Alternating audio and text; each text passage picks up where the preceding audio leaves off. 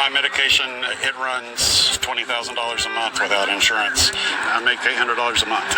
Oh, that will kill me. That would kill my friends. That would kill millions of people in this country if they lose their health care. We're in California's District 22, a rural community in the state's Central Valley.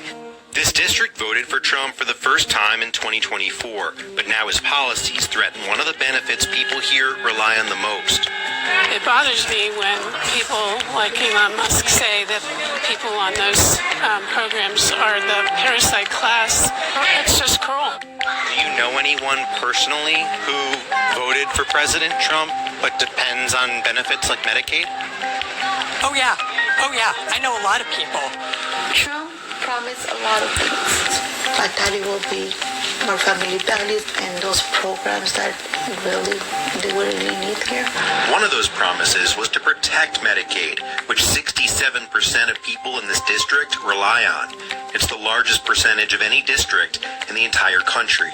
Can you guarantee that Medicare, Medicaid will not be touched? Yeah, I mean, I have said it so many times, we're not going to touch it. But his administration just proposed an $880 billion cut to Medicaid over the next 10 years. So we wanted to come here to find out how people are feeling about Trump and his administration's decision that could have a huge impact on one of the benefits they rely on the most.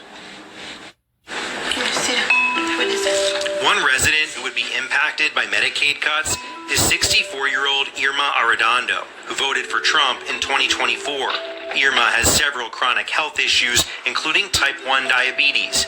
She's also a full-time caregiver for her daughter, who has cerebral palsy, and her sister, who has Turner syndrome. Valerie have her medication for her seizures. She needs care everything. And I just give massage to her hands, to her legs. I stay with her until she falls asleep. Sounds like you take really good care of her. Oh, and my baby is my doll. So you, your sister Irene, and your daughter Valerie, you're all on Medicaid. And how important is Medicaid for your family? Can you imagine? We live on a daily basis with sicknesses.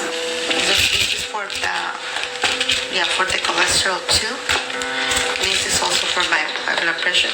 So Medicaid pays for all of it? Yes. If you didn't have Medicaid, how much would this cost you? How much money? Thousands maybe.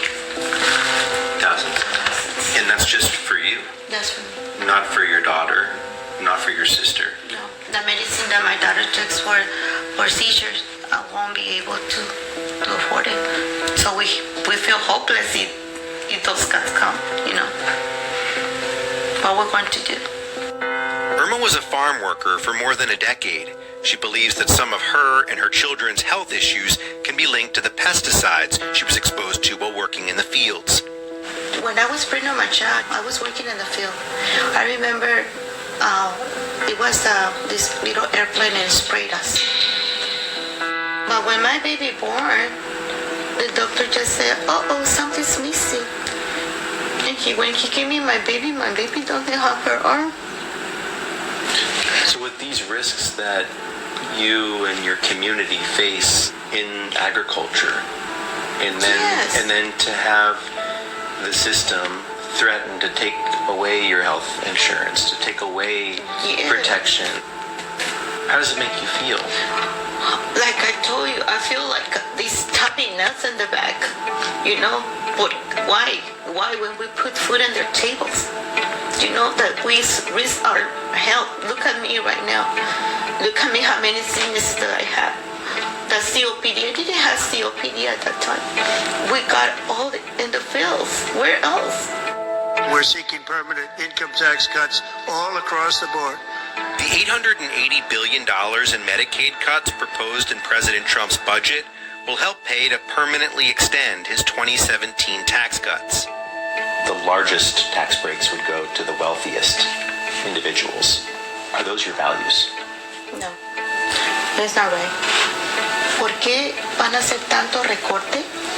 Sí, tanto recorte. ¿En dónde lo van a poner ese dinero? ¿Dónde? In the last election, who did you vote for? I feel embarrassed to tell you. But before years, all the years back, since I got my citizenship, I say I was a Democrat. But then, in these last elections, I voted as a Republican. Why? Because I'm against abortion. Para mí la palabra conservador es tener valores. I grew up with values, con las enseñanzas de mis padres. Family values. Family values. Irma isn't the only one in District 22 who feels betrayed by the administration's plan to gut Medicaid. The only people they're hurting are those poor people. People that really need the stuff. Elon Musk doesn't need it. Trump doesn't need it. And, billionaires don't need it. They're making out big time with this, but they're hurting people in the process.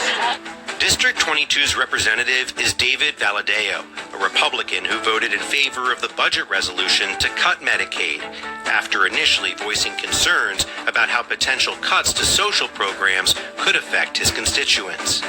If just 2 Republicans vote no on the final legislation, they could stop Medicaid from being cut. The folks in this district have voted for him because he, in the past, has been able to stand up against his party. But now he's really stuck between a rock and a hard place because it seems as if the Trump administration is going to really ask for loyalty from him and for him to play ball on every single issue, not just the issues that play well in this district. And so that might mean that they expect him to vote for things that are going to hurt his constituents directly. If we could go back to November, who would you vote for now, seeing what you see? But either one.